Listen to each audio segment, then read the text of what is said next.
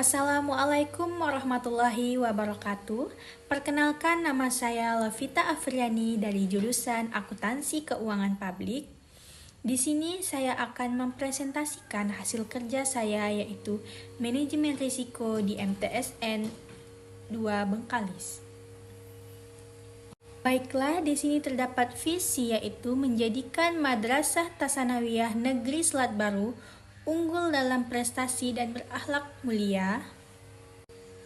Dan misi meningkatkan disiplin warga madrasah, meningkatkan pembinaan akhlakul karimah, melaksanakan pembelajaran yang terpadu dan terarah, meningkatkan profesionalisme pendidik dan tenaga pendidikan, terwujudnya lingkungan belajar yang bersih, aman, dan indah.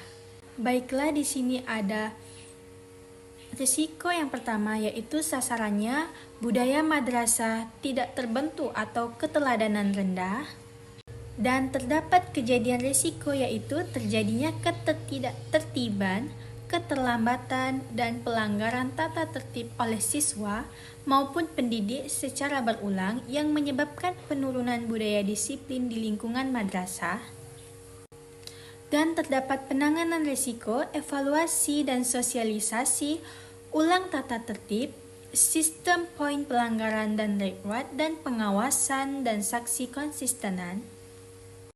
Dan di sini bisa kita lihat ada evaluasi dan analisis, dan dampak kualitatif biaya penanganan, rincian rencana kerja, dan peta risiko, yaitu dampaknya tidak terpengaruh karena kategori kemungkinan sangat jarang, tingkatannya sedang, dan jumlah risikonya intern atau 4.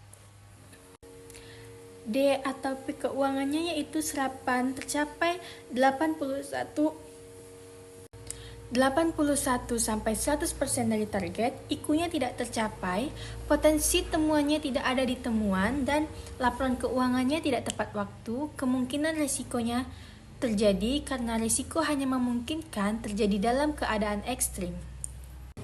Di sini terdapat D dan P aset, yaitu ketidaksesuaian data aset kurang dari 5% dari tidak kesesuaian, yaitu indeks kepuasan layanan surprise, yaitu 80 sampai 100%. Pemborosan anggarannya terdapat dokumen identifikasi, standar biaya, dan standar harga, tetapi terdapat selisih lebih besar dari harga standar sebesar 5%. Overset aset yang tidak terpakai, terdapat aset persediaan yang tidak terpakai sebesar lebih kecil 5%. Dan bisa kita lihat di D dan P kurikulumnya, yaitu kebijakan tersedia pengembangan kurikulum, dokumen kurikulum tersedia 100%, MK maka mempunyai RPS dipisahkan oleh dekan atau UPPS dilengkapi dengan portofolio. Metode pembelajaran di kelasnya yaitu sebesar 50% sampai 70% dengan menggunakan metode CAS, metode atau PJBL. Akreditasi internasionalnya lebih besar 10% terakreditasi. Kriteria dampak pendanaan berjalan dengan sesuai dengan pendanaan. Dan bisa kita lihat D dan P kemahasiswaannya, yaitu kualitas input mahasiswa, rasio calon mahasiswa lulus seleksi lebih besar 55%, mahasiswa yang daftar ulang lebih besar 95%. Layanan kemahasiswaannya terdapat layanan 1 pembinaan dan pengembangan bakat minat, yang kedua ada meningkatkan kesejahteraan, yang ketiga ada bimbingan kewirausahaan dan penyuluhan karir, prestasi manusia yaitu mahasiswa, yaitu juara kompetisi lomba paling rendah tingkat nasional dan regional atau internasional. Risiko yang kedua adalah sasarannya citra madrasah sebagai lembaga berakhlak mulia menurun.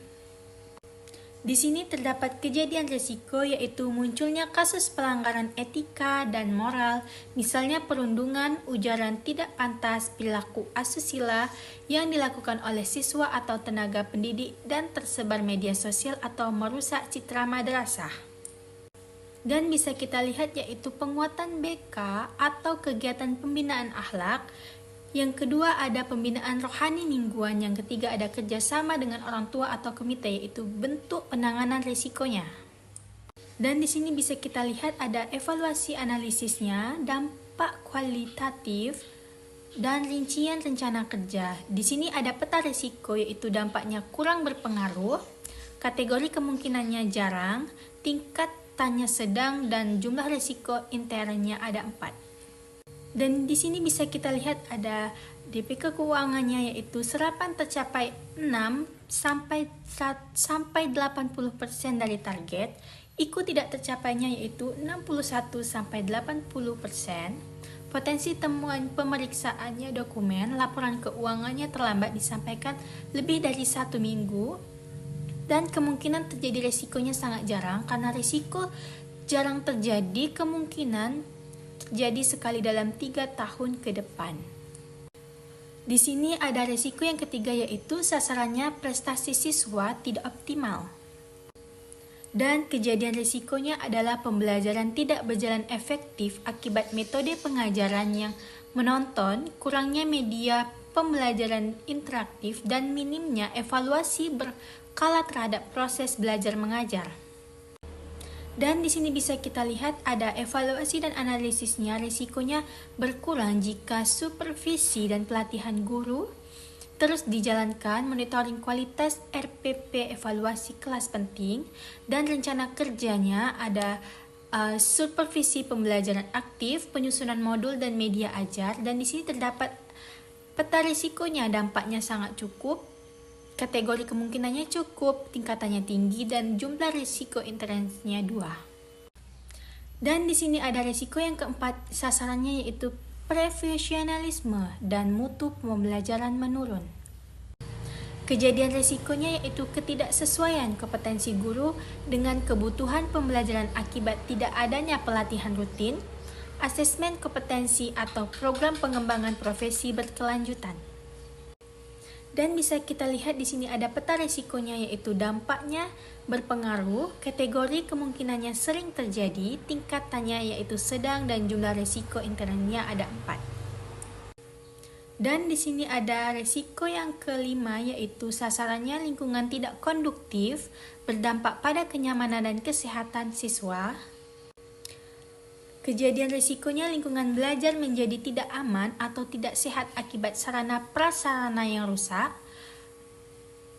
totalita yang jorok, kelas yang pengap, serta kurangnya pengawasan, kebersihan, dan keamanan. Dan di sini ada peta risikonya, dampaknya sangat berpengaruh, kategori kemungkinannya pasti terjadi, tingkatannya sedang, dan jumlah risiko internetnya 4.